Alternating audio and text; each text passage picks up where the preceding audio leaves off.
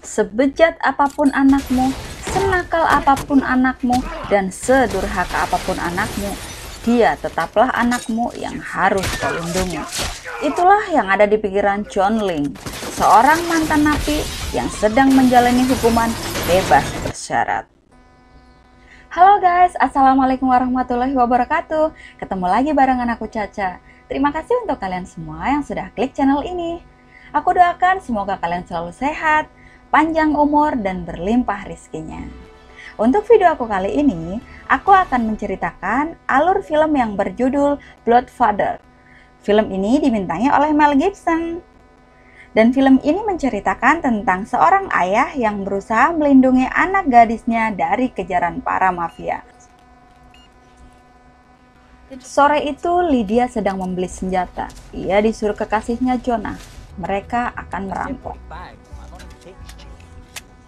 Sesampainya di TKP, Jonah meminta Lydia untuk membuktikan kesetiaannya.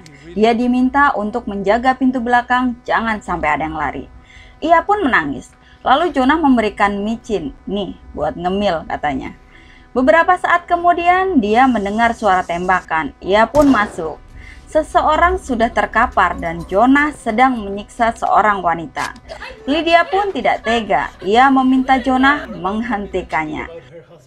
Namun Jonah malah memaksa Lydia untuk membuktikan cintanya. Dia diminta menembak wanita itu.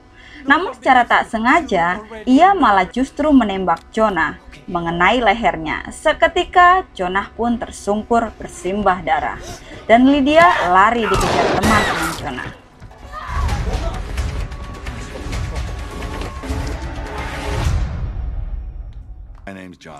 John Ling baru saja bebas dari penjara. Ia sedang menceritakan pengalamannya. Ia tinggal dekat rumah Kirby, orang yang sudah ia anggap saudara sendiri. Dan dia bekerja sebagai pembuat tato.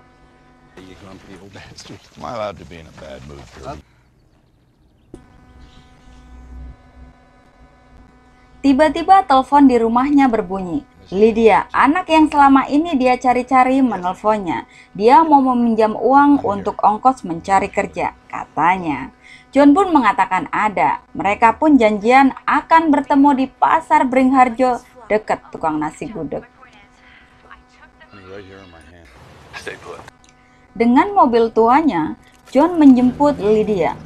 Lydia ternyata sudah tidak mengenalinya. John terkejut melihat keadaan Lydia. Kini dia sudah beranjak dewasa dan di tasnya ada vodka, senjata, dan narkoba. Anak gadisnya ini sudah gila rupanya.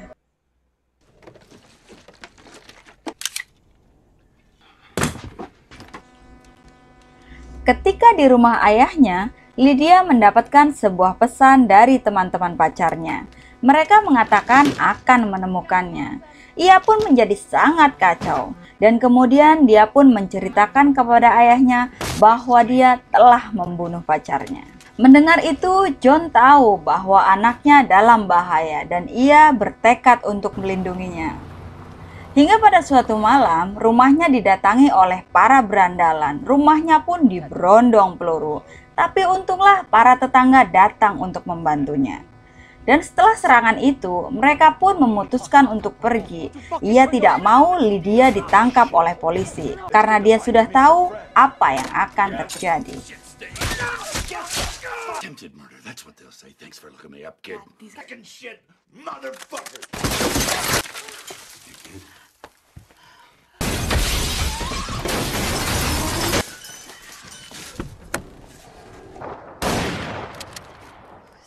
Is that shit still loading? I don't know. Let's find out. Yeah, we know how that's gonna turn out, fucking cop. John, come on, sir. Don't taste. Pelarian pun dimulai. Dalam perjalanan, Lydia mengatakan semuanya kepada ayahnya. Akhirnya mereka pun menginap untuk beristirahat di sebuah penginapan. Namun ternyata polisi sudah memberikan pengumuman bahwa Lydia menjadi buronan. Malam harinya, Ketika Lydia sedang bermain ke bawah untuk mencari teman ngobrol, tiba-tiba di TV ada berita tentangnya dan ayahnya. Penjaga itu membantunya untuk lari lewat pintu belakang ketika polisi datang. Mereka bersembunyi di sebuah kamar, namun tiba-tiba terdengar suara tembakan. Polisi-polisi itu ditembaki oleh seseorang yang ternyata adalah pengawal gangster. Hampir saja mereka tertembak. John Ling yang sudah lama tidak melakukan kriminal, dia pun agak kesusahan nih untuk menyalakan mobilnya. Kayaknya dia udah lama nih nggak curamor. Ups. Tapi untunglah mereka selamat.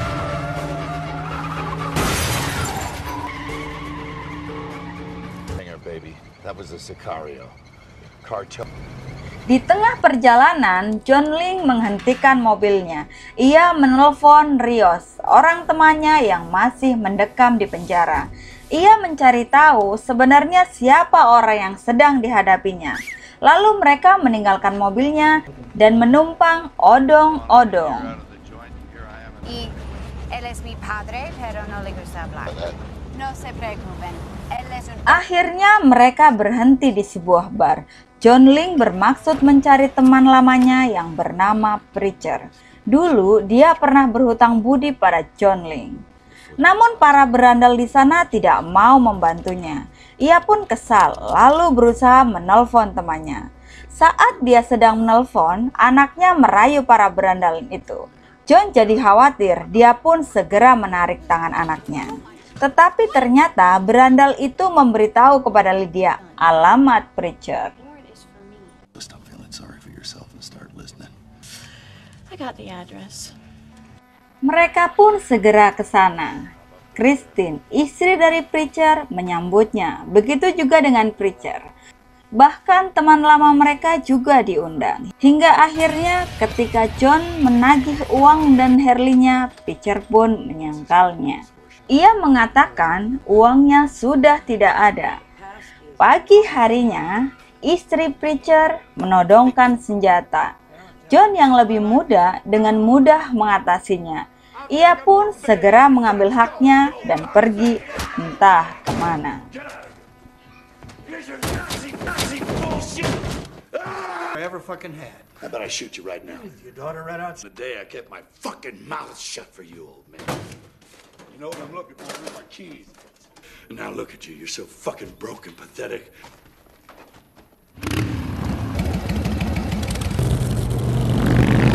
Namun tiba-tiba dalam perjalanan anak buah Preacher mengejarnya.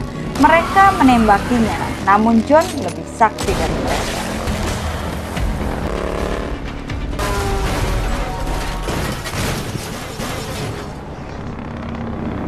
Mereka pun kembali menginap. Keesokan harinya, John mengatakan kepada Lydia, "Jangan kemana-mana, aku akan keluar sebentar.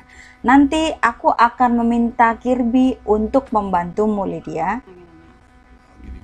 Lydia sempat tidak mau, namun akhirnya dia nurut kepada bapaknya. John pun pergi menemui Rios di penjara. Dia ke sana dengan menyamar sebagai seorang pengacara. Di sana dia diberitahu semuanya mengenai Jonah dan seluruh keluarga mafianya. Rather clean and straight, because people like this, they can see in the dark. Stay loose, bro. Get loose. Dad? Sementara Lydia yang sedang gelisah menunggu ayahnya, dia mendapatkan telepon dari Kirby. Dia mengatakan pada Lydia bahwa ayahnya meminta untuk menjemputnya dan meminta Lydia untuk menemuinya. Lydia pun menunggunya di bioskop, tapi ternyata Jonah menelponnya. Lydia tidak menyangka bahwa Jonah masih hidup. Dia pun berusaha lari, tapi anak buah Jonah ada di mana-mana dan Lydia pun tertangkap.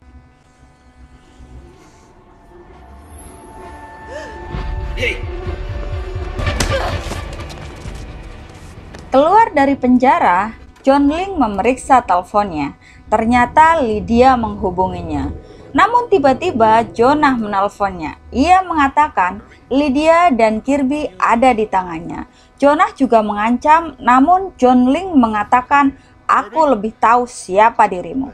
Kamu harus menemuiku atau aku akan menghubungi pamanmu Bedu agar ia menghukummu.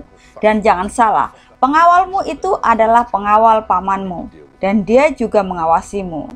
Jonah pun ketakutan. Ia meminta John Ling untuk datang sendirian. Deal you're ever gonna get. You kill me first until I see her again. On the phone or no deal. Put her on the fucking phone right now. Baby, I'm coming for you. Have a little faith. That's it. John Ling pun kembali ke rumah Preacher untuk mengambil granat dan juga ranjau. Preacher yang mencoba untuk menghalangi ditembak oleh John Ling. Preacher pun tewas.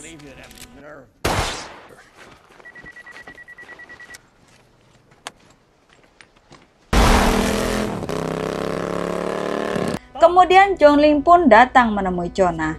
John Ling yang sangat cerdik, ia menaruh motornya di tengah jalan dan mengganjalnya menggunakan ranjau. Kemudian dia pun menyerahkan diri dan mereka langsung menyergap John Ling dan memasukkannya ke dalam mobil.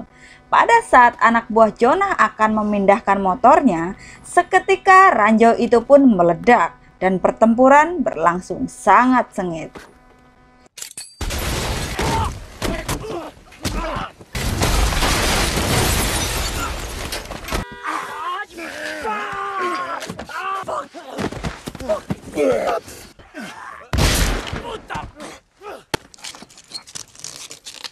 Namun naas, John Ling akhirnya tertembak dan Lydia diminta ayahnya untuk segera kabur. Namun Lydia sudah berjanji dia tidak akan meninggalkannya lagi.